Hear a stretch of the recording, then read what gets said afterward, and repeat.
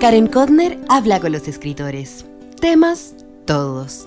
Sin límites, sin márgenes. Los libros tienen la palabra. Reseñas que te invitan a la lectura. Desde ahora escuchas Celular, un llamado a la creatividad.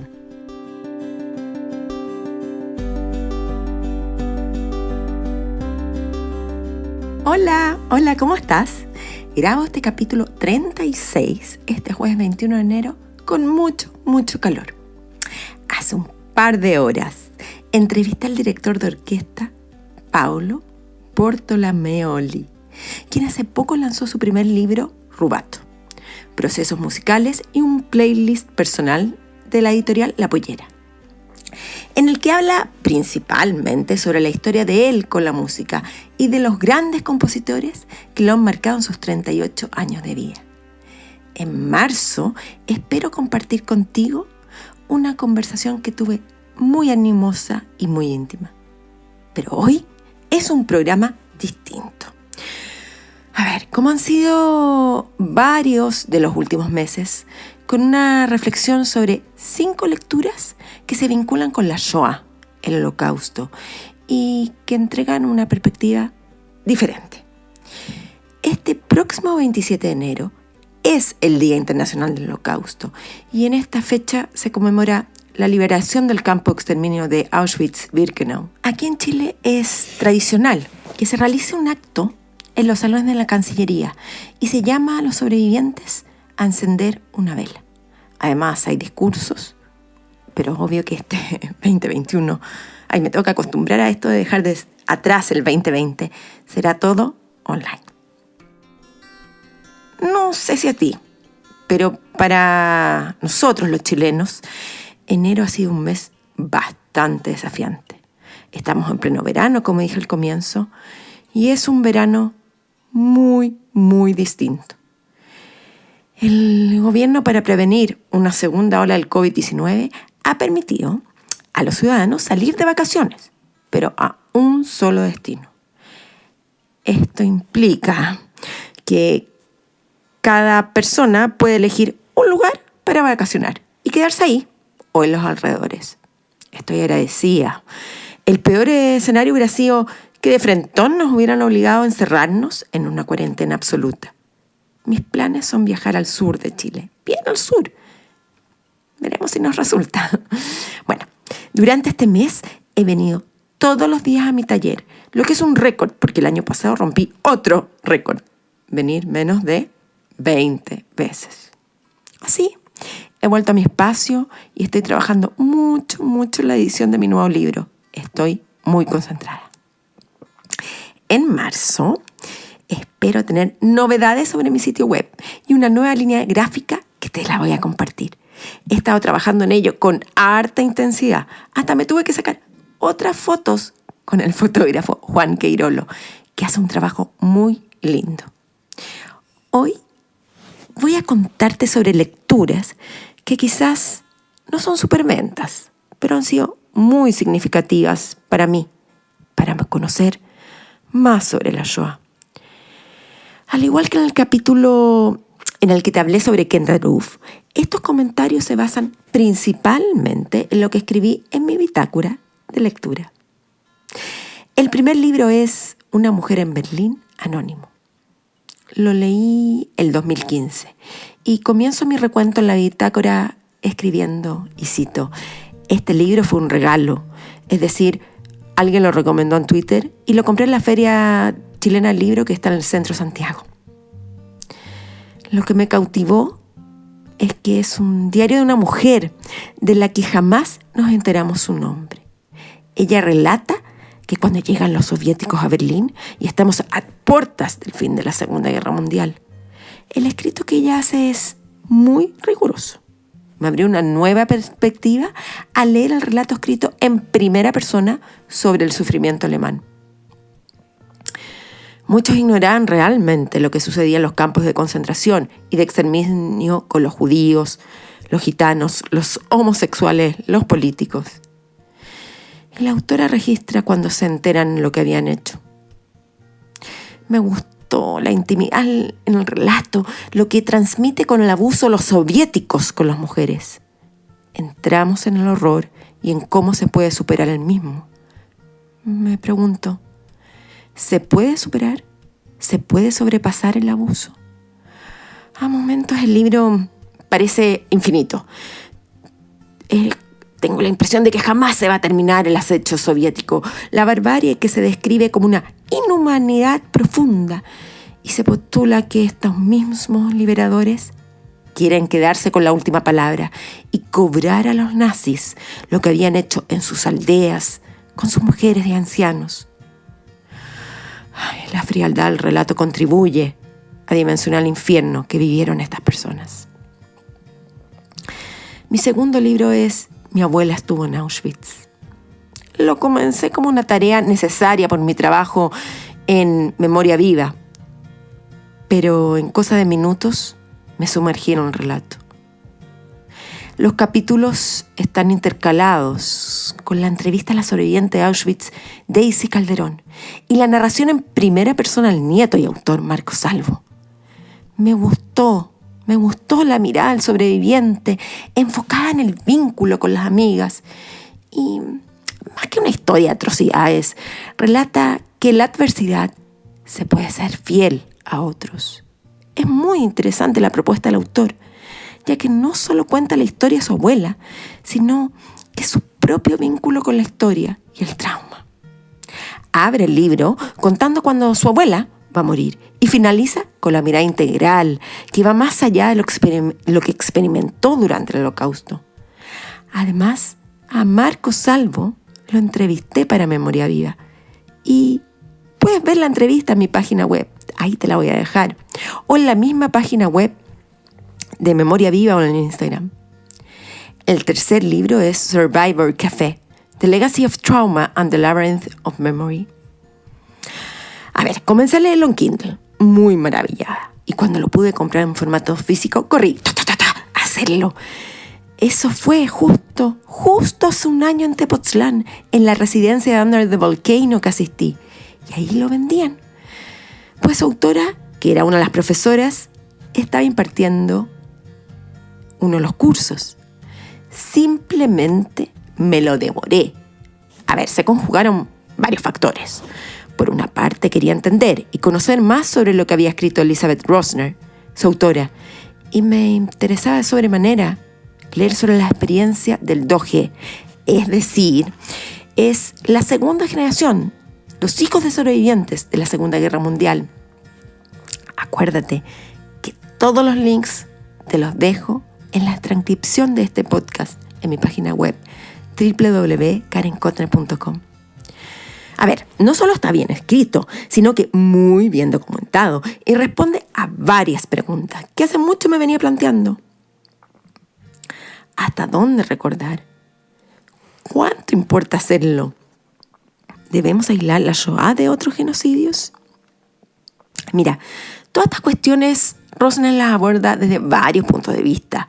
El sobreviviente, 2G, 3G, que es la tercera generación, el perpetrador y el alumno. Concluye que la historia va evolucionando y los nuevos eventos universales se van superponiendo. Y en este ir y venir, en este ecosistema, es menester darle un nuevo sentido.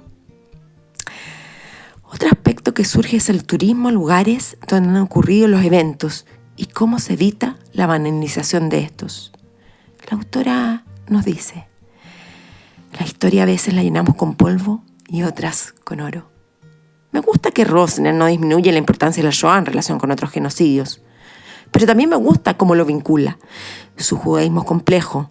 Por ejemplo, vemos la relación de silencio que se dio entre la autora y su madre. La abertura y el vínculo con su padre, a su vez, hacen que en este texto se trabaje mucho más allá de la Shoah y se vuelva a los vínculos más complejos que existen, como el de los padres e hijos. Cuarto, vida y destino. A ver, este libro es de más de 1000 páginas, relata el sitio, el asedio a Leningrado en Rusia por los nazis en 1942.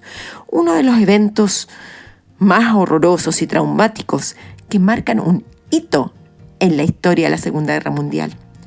Su autor, Vasily Grossman, es capaz de retratar con magistral y gran sensibilidad la vida de las familias y los dilemas que se les presentan durante el sitio.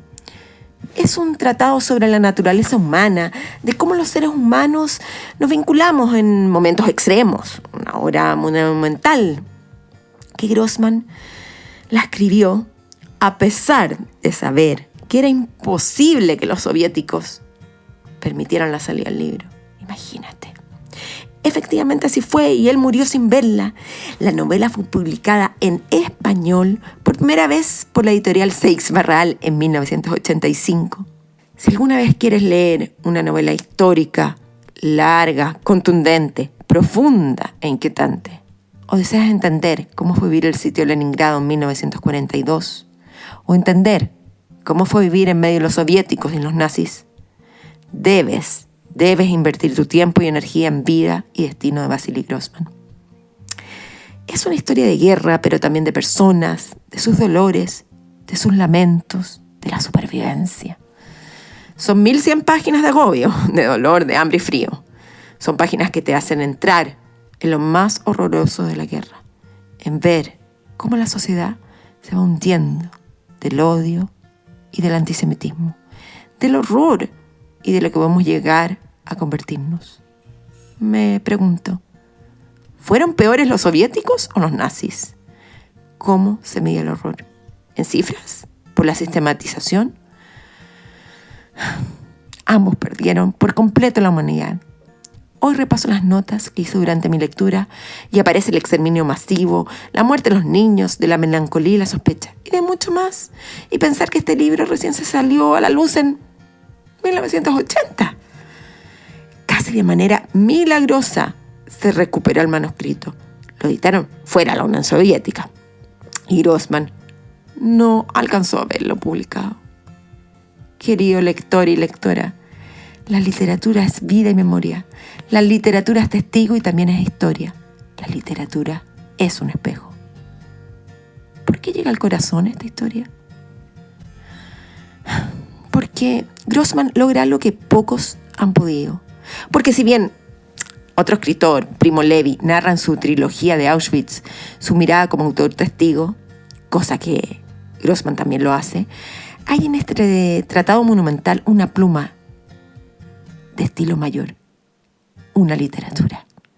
Créeme, tengo un documento Word de 4 páginas, con internet alineado sencillo, con las citas, y estoy segura de que este no es un tercio de lo que subrayé en el libro.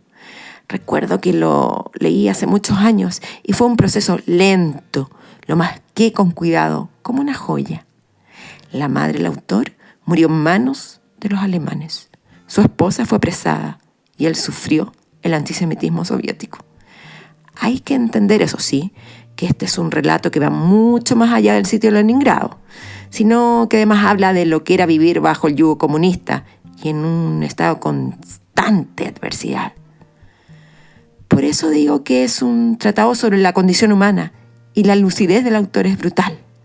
Te invito a leer esta reseña y comentario que dejo en el sitio de Letras Libres, que me ayudó mucho a conectarme con lo que yo sentí esos meses en que fui leyendo Vida y Destino.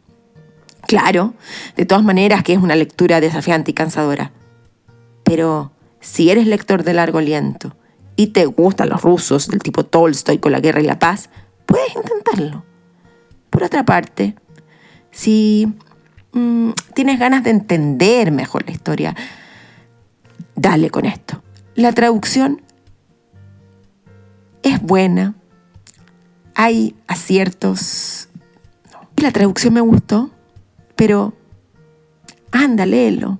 Y si quieres más, una nota más profunda, anda a esto de Revista Libros, que se publicó en el 2009 en España. Aquí te doy unas citas.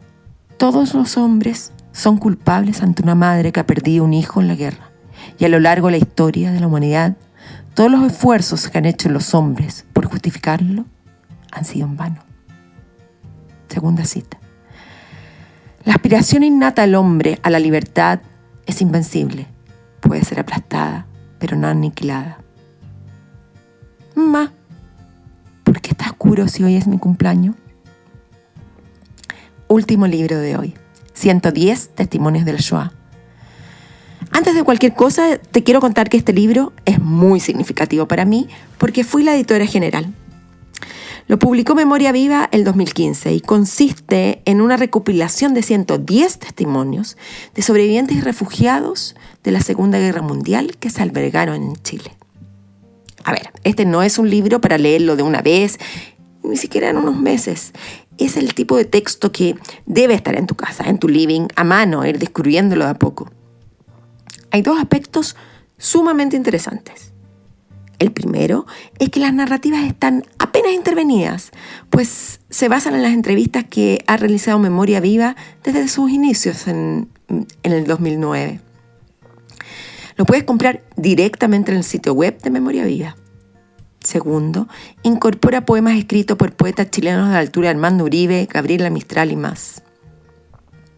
Tercero, rescata voces que hablan de un ayer y de un hoy. Hay todo tipo de experiencias. Los que estuvieron en campos de exterminio, los que vivieron con una identidad falsa, los que batallaron con los partisanos, los que vivenciaron el pogromo de la noche de los cristales rotos, que fue una serie de linchamientos y ataques ocurridos en Alemania durante la noche del 9 al 10 de noviembre de 1938. Y por último, y no menor, es que tú, lector, podrás consultar la entrevista que realizó Memoria Viva en su misma página web. Así cierro este capítulo, con lecturas importantes y memorables, que te van a aportar y hacer reflexionar. Recuerda que siempre te dejo la transcripción del podcast en mi página www.karenkodner.com y obvio, todos los links. En febrero, como te conté al comienzo, estaré más desconectada y si todo anda bien, volveré la última semana de ese mes con un nuevo capítulo con lecturas. ¿Qué libro has leído sobre la Shoah? ¿Conocías alguno de estos? Cuéntame. Me encanta escuchar tu opinión. Lee, escribe, crea. ¡Chao! Han oído Celular, un llamado que no termina. El pulso de la creación. Estén atentos a la llamada. Recuerden seguirnos y escucharnos en Spotify, iTunes, iVoox y por supuesto en karenkodner.com. El diseño de sonido y la postproducción estuvo a cargo de Podcast.cl. ¡Hasta pronto!